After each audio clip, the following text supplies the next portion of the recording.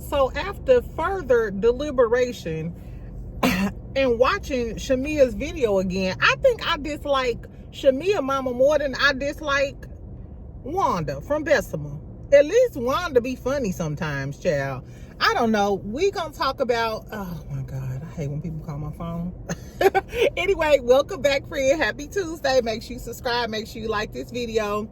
Y'all know what happens on Tuesdays exactly, so this video might be quick. We gonna talk about, like I said, Shamia, the finale that wasn't really given finalization, Basketball Wives, Melody, Love and Marriage Huntsville, they dropped the new clip. Kimmi about the dumbest. Oh my God. And we're gonna talk about the preview clip that dropped for Love and Hip Hop Atlanta. That's coming on tonight. So get you a little cocktail, exactly. And let's talk real quick.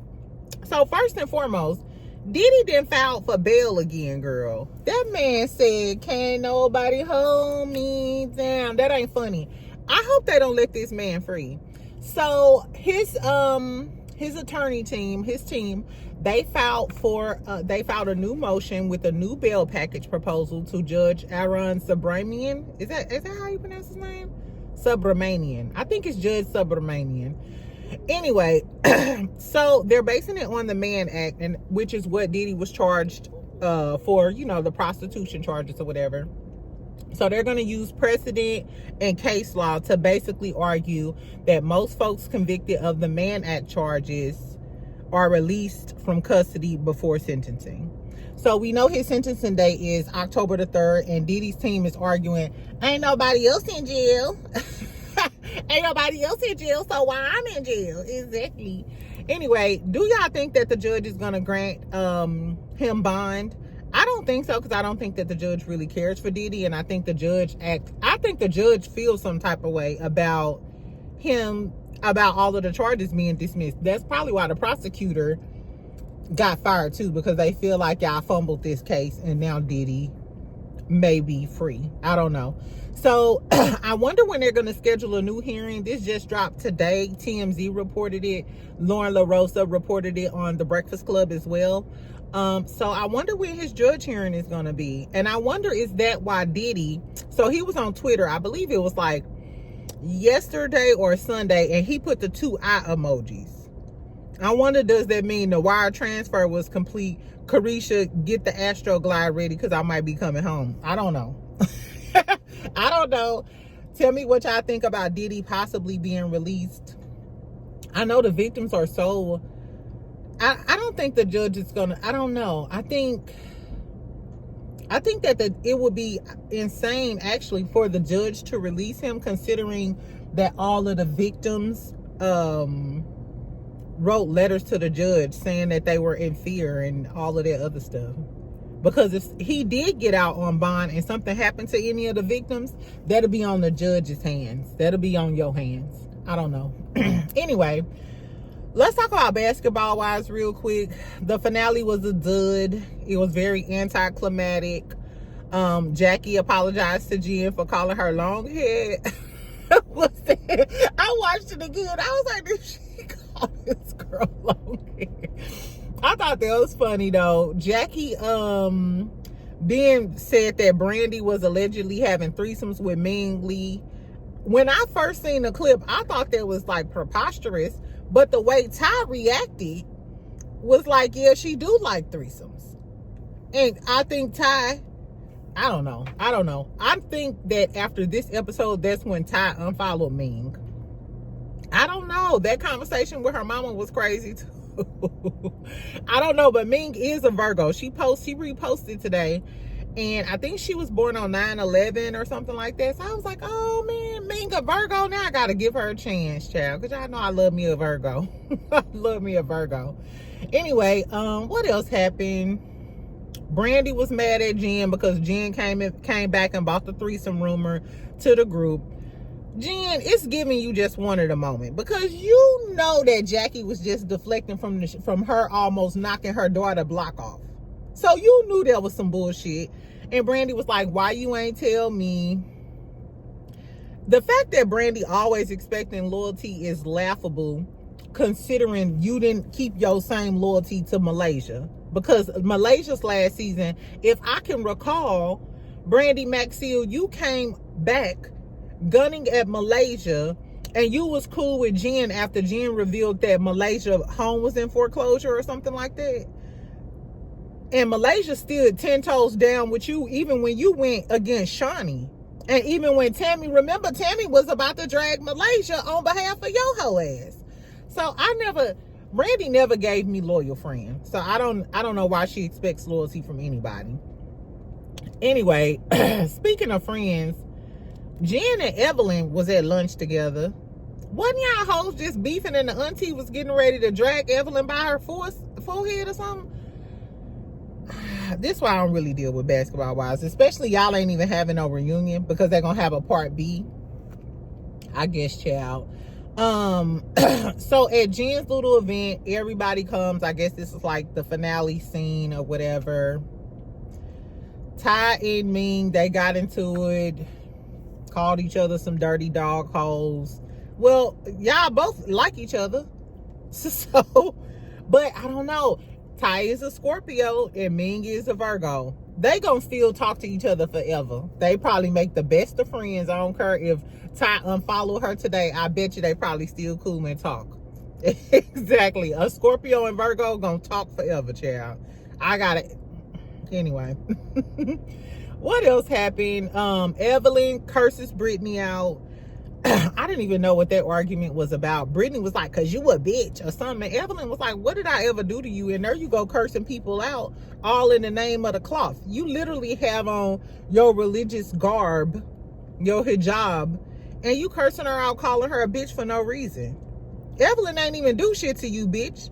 And last time I checked at that last reunion, when Brittany was going off on everybody, Evelyn was the one who was taken up for Brittany, because remember I was saying that she wouldn't do that for the dark-skinned girl, but she did that for Brittany. Girl, I don't know. Anyway, Brittany was like, God only sees something wrong with Brittany. Brittany needs therapy. Something, I don't know who said this, but we do need Kevin Gates to come check her. Please come check her and put her in her place. Put a zick in her mouth, because that's the only way. What can you say to Porsha? You need to put a dick in your mouth. I don't know, Brittany, but I'm not here for her. Now she current day, she's posting booty pictures. I hate it. Evelyn got mad and left, and then there was like a final scene, and then Brandy left. And then Chantel was there like, yeah, Jackie not here and I'm here. I don't like how the whole big three were the last people standing at the end of this episode. Are y'all trying to set the tone to say, hey, these are the new Basketball Wives? That's what it's giving. It's giving they're trying to set the tone for Chantel, Brittany, and what's the other girl name? Dumb Dora and Dora, or the future of the Basketball Wives. If this is the future, bitch, leave me in the past. I rarely even want it to come. I can watch this shit. So I don't want to see the Three Stooges, the Three Little Piggies, whatever we gonna call them. Like I said, the finale was a dud to me. It was boring. Jackie wasn't there. If Jackie wouldn't have came up with that last minute rumor so they'll have something to talk about on the finale, that's all Jackie did was say, I'm not coming to this event. Here's a storyline so y'all will have something to talk about on the finale. Girl, Jackie is the show. So if y'all planning on getting rid of Jackie, just get rid of half of your viewers. Exactly. Speaking of getting rid of people, Shamia and her mama can go. And then I heard, and I haven't verified this, allegedly Jamie is the producer over there at her YouTube channel. Jamie, the one that Porsha hawked down in that alley doing a 50-yard dash and whooped her ass and subsequently was charged. And I know Jamie is still cool with Kandi. Why does it seem like everybody who fall out with Porsha run over there to Kandi? I don't know. I think Kandi is the leader of the Atlanta, girly clique or whatever. I don't know. Anyway, I saw another clip where Shamia mama was talking about the dog carrying the bone and all of that other stuff. And then I seen a little clip of Kandi talking about she was telling Shamea that she didn't need the show, and if she come back, she gonna have to tell her side, and we saw Shamea's side. One thing Shamea not is quiet. I don't know why people keep saying Shamea's scared to tell it, she's scared to tell it. Well, she's loud and talk about everything else. It's giving all of her people coddle her. From Kandi, her friend, are making excuses for her mama or cousin or whoever the fuck the other lady was. I'm surprised Porsha ain't said nothing to her, because last time I checked, didn't y'all say at the reunion, and Shamea said this in another interview, we are okay now. We agreed not to speak on each other. I think that's exactly what Shamea said in her last video. So if y'all agreed not to speak on each other, why are you doing a whole PBS programming special on Porsha?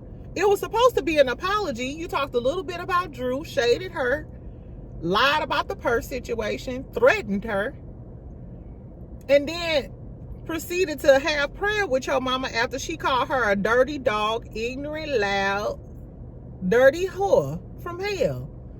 Girl, I don't, like I was telling y'all, I don't like the nice and nasty. I don't like how Shamea mama played that. I ain't gonna say I don't like her mama, but I'm gonna say I don't like how Shamea mama played that. Anyway, speaking of mamas doing the damn thing, shout out to Melody. Exactly, shout out to Melody. Because I was pissed off the other day at just how trash Love and Marriage Huntsville was. Exactly. I was like, child, let me go stalk Mel Page and see what she got going on. I catch some of her lives every now and then, but I can't catch, I can't keep up. It'd be a lot going on between her and Canvas Beauty. Baby, Stormy ass be in Japan, the Maldives, the Cowboy Carter concert, the studio, trying to get some beats. Stormy needs to sit down. Exactly. Mel be everywhere too, but this where she was. That's what I was gonna say.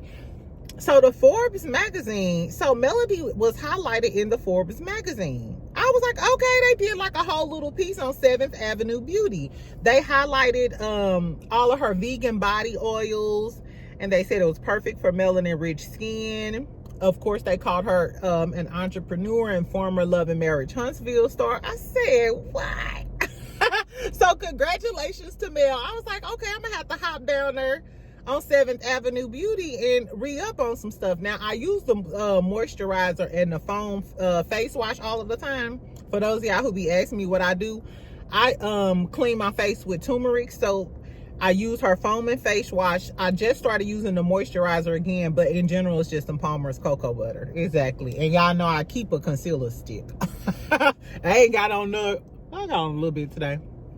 Anyway, so shout out to Melody doing her Black Excellence thing. Exactly. Leaving this show behind and made her way to the Forbes list. So shout out to Mel.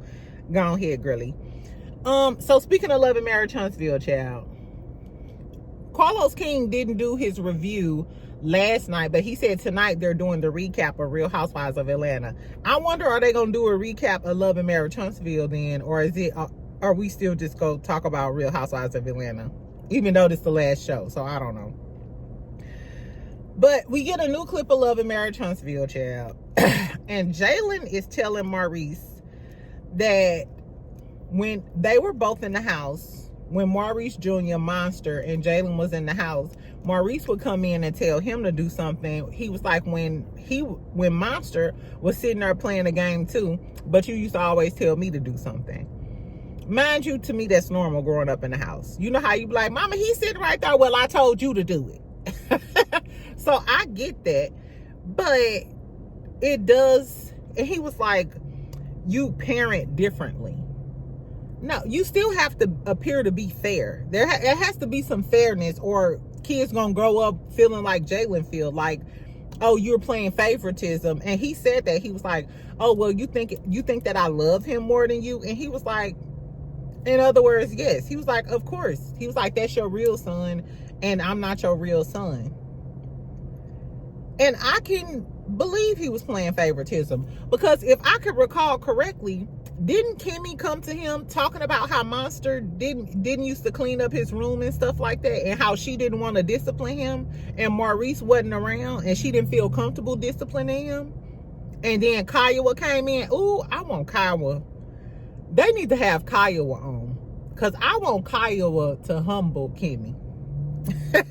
Because one person who I know ain't scared to tell Kimmi what the tea is, and Kimmi know that, is Kiowa. Anyway, child, so I'm like, this is true, because didn't Kimmi come to you talking about how he don't, you know, keep up around the house and do what he's supposed to do, and she didn't want a parent and do all of that, and Maurice so busy running the streets at 11 a.m. fresh off credit one and Harry Hines? Exactly. I don't know, child, but Maurice was gaslighting the shit out of him when Jalen was trying to be honest with you and tell you how he felt. He was trying to gaslight him through. It was cringy to watch. I don't know. The fact that Jalen is sitting here telling you, hey, I felt like you was playing favoritism towards him, and I felt like, yes, of course I felt the difference. If you're supposed to be his stepdad, he's supposed to feel like you love me just as much as you love your biological son. That's how it's supposed to go in the house with a stepfather. I felt like my stepfather loved me just as much as his real kids. Like it was never a feeling like that.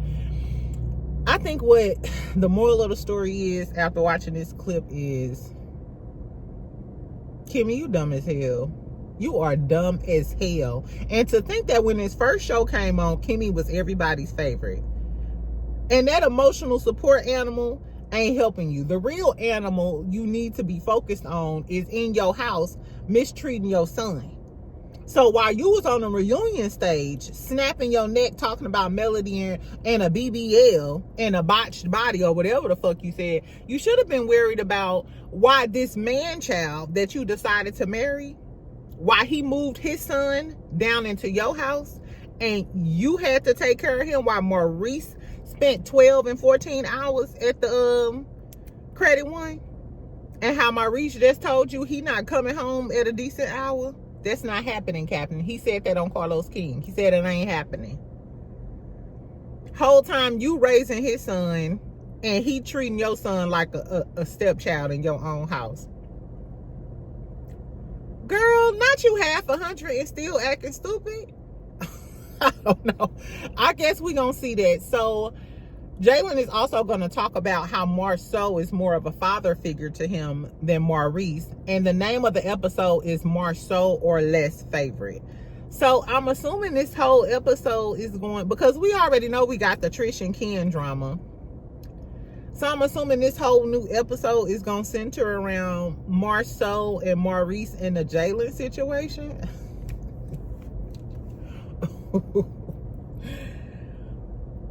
Carlos King, you got to do better, baby. I think you should cancel these recaps of Real Housewives of Atlanta and just focus on your own show, because it's not looking good. It's not looking good.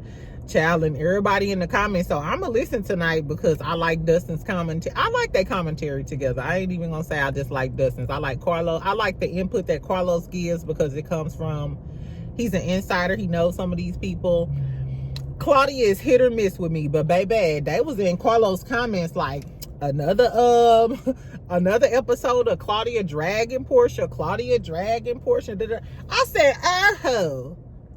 So the girlies on YouTube, the ones who clown me for talking about Claudia, I'm not the only one that feel this way. All you gotta do is mosey on over there to Carlos King Instagram comments. It's about 113 other people who feel that I mean, like I said, I listen to Claudia all the time. I listen to her regular podcast. I used to listen to her on TGIF, and she does go extra hard in the commentary about Porsha and Phaedra. I wonder if they're going to talk about Kenya eviction, alleged eviction. Are you going to go hard about your friend? I don't know. Anyway, last but not least, let's talk about Love and Hip Hop Atlanta, then I got to go. So, child, they did a preview clip.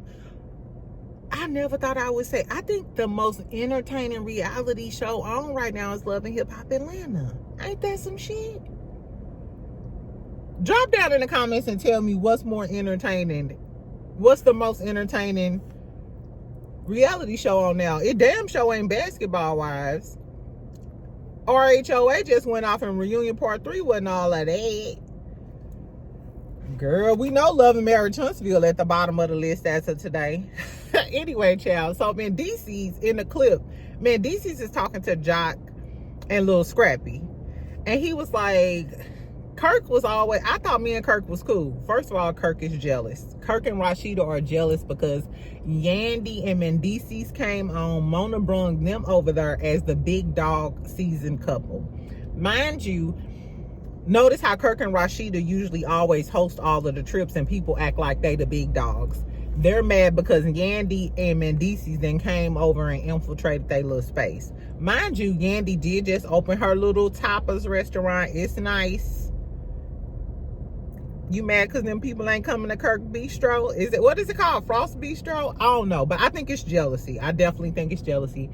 Anyway, so Mendecees is telling Scrappy and Jock, he was like, I thought Kirk was cool, but he out here speaking on my zick, disrespecting my marriage. He allowing his wife to speak on my marriage. He was like, I never met another man so concerned about where my zick be and who my zick go into. I said, now what you say, Mendecees? First of all, who is your zick going into outside of Yandy? So I'm assuming this is when he getting ready to start admitting to cheating. I guess, child. Anyway, so Scrappy them looking like like, oh, I thought we weren't gonna talk about Kirk. And he was like, man, Scrappy get it there like, man, I don't know nothing about no Disney, because you know on the Frisney, I'm just trying to get my baby mama Z's or whatever the fuck. You know how Scrappy starts speaking in his damn yabba dabba doo language. Exactly. So Garfield goes on his little yabba dabba doo tangent. I want to see this whole scene though, so I'm gonna be watching tonight because you know Kirk and Scrappy supposed to be like this. Even when that cheating stuff came out and Kirk them did the Carlos King interview and it got messy in the streets, Scrappy was defending him and reposted it and shit. So I'm surprised Mendecees ain't got no smoke for Scrappy because nigga, you was snickling and giggling. I don't know, child. But I'm sure it's going to be funny because I love scenes with Scrappy and Jock because they both funny. But Mendecees was looking dead serious. Mendecees was looking dead serious. So you know when Jock and Scrappy go back and tell Kirk, that's when Kirk gonna reply. So it's going to be some messy shit. I hope they have a reunion though. Because I would love to see... I would love to see Kirk and Mendecees have their moment. Because we never see Kirk really beefing with no dudes. We just see him being sassy McNasty with his 3 earrings arguing with girls. And we know Mendecees don't play that shit. Hey, Mendecees. Yandy, I'm sorry. Here go Yandy. Are y'all getting a divorce? Okay. I'm not Clarissa. Exactly.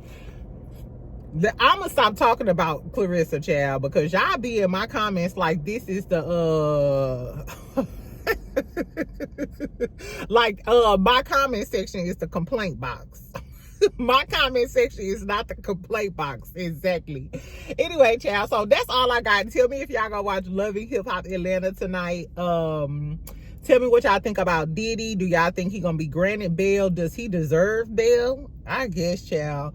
Shamia mama, is she the worst mother in Real Housewives history?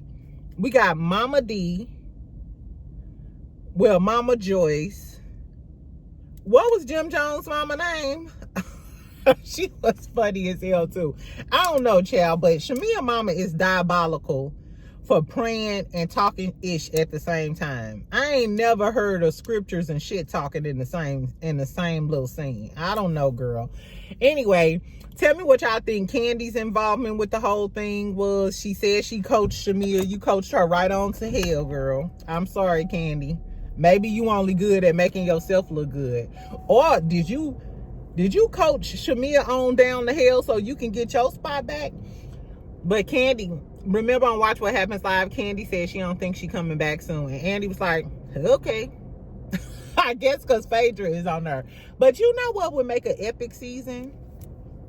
Except I know how y'all Taurus is. Taurus is so bullheaded and stubborn. We ain't gonna never get Kandi to come on with Phaedra. But Kandi Cody Click, can y'all go talk to your girl Kandi Kane, Kandi, whatever y'all call her, and tell her if she want to help Shamea, come back on next season.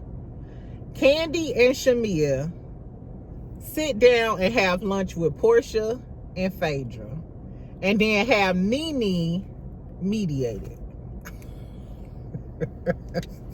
That would break the cable boxes. I'm telling you, baby, your DVR will be up in flames because everybody in the world will be tuned in to that scene. Just imagine, girl, Shamia and Porsha across, and then Kandi and Phaedra across. And then they just lay everything out on the table from start to finish. And then because we know it may be a little knucking and a little bucking, we have Nene there. Like, listen. Bloop, exactly, doing sound effects and shit. Ooh, child. Bravo, Andy, just call me if you need my help. Carlos, I already know you need my help. If you think that this Marceau and Maurice and Jalen storyline gone, I guess, child. Anyway, so make sure you comment, make sure you like, make sure you subscribe. Let's snickle and giggle. Exactly. I gotta get through the day. I don't know about y'all. Or y'all eating tacos, y'all drinking tequila, y'all doing both. Y'all know how I get down, so who knows.